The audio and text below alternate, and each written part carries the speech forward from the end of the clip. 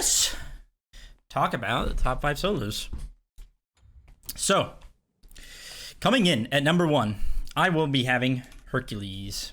I mean, Herc's been like mega buff like a ton lately. He got buffed like a bunch last year, and then they gave him buffs going into this patch when they nerfed his healing. His 2-1 cooldown is ridiculously low. There's a couple things you can go on him. Pretty standard build across the board right now. I just like to start the game with Sigil, Tier 1 Golden Blade, and a teleportation device. Of course, go Golden Blade. Rush straight into Regrowth, because that's like the only good tank item in the game right now. From there, you can kind of go a few different ways. I like to go Onis in basically every build, because you're going to be going Onis and the mitigation sigil, so it's pretty easy to get a lot of mitigation going.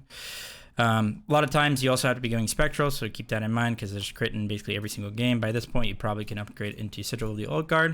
And then last time, you can basically do whatever you want. A little bit more magical defense for a build like this can be nice. And it can just make you very hard to kill because you're so fast. You can also go a damage item here, such as Brawlers, even something like Crusher. Keep a Deathbringer on Herc is kind of fun, but yeah. Teleport, and then I like to go beads if I need it. Say they have a lot of cripples or a lot of CC and they're going to try and, all in me, then... Oh, by the way, I'm doing it in reverse. I started out at number 1. I don't usually do that. That's what's so crazy about this video. But I also like going Sunder a lot of time, or Blink on certain characters. But Sunder, I think, is just like a better Thorns, and it's like one way to actually be threatening to enemy backlines still. So, and of course, you upgrade that into the big boy Sunder. Sundering Axe, or Sundering Blast. So yeah, that's Herc at number 1. At number 2, I will be having Vamana. Doing this off the top of my head, I don't actually have a list, but I'm pretty sure I know what it is.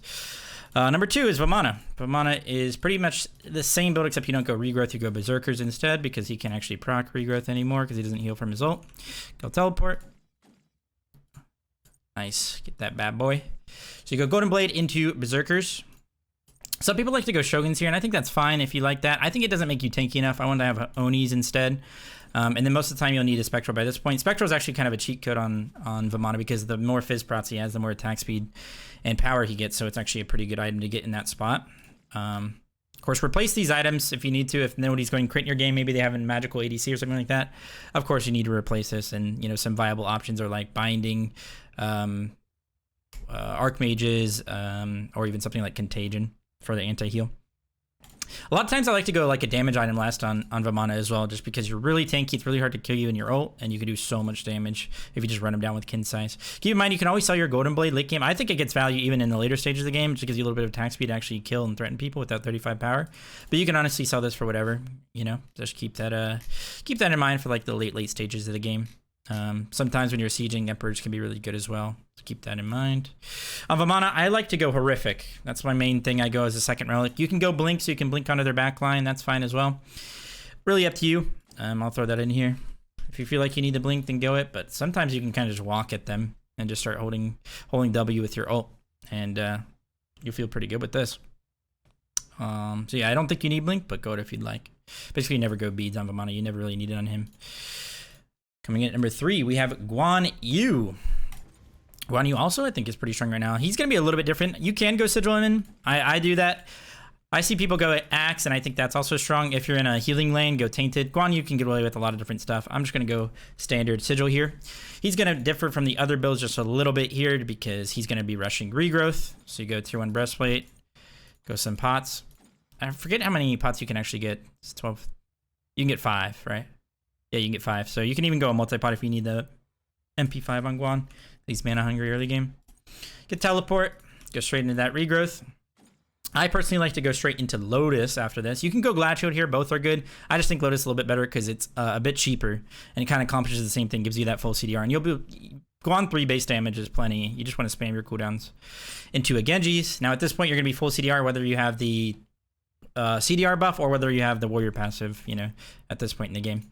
At this point, you can kind of get away with whatever you want. Just kind of switch up the build depending on the game. Sometimes I like to go Prophetic here, because if you can actually get that stacked by the late game, it's just like insurance, because you're near your team a lot, and the aura will help your teammates. As Guan, you're going to be healing them, giving them prots here, and then giving them prots here, which can be really good. And then go Sigil, and then you're really tanky at this point. If you need Spectral, go it, of course, for their crit items.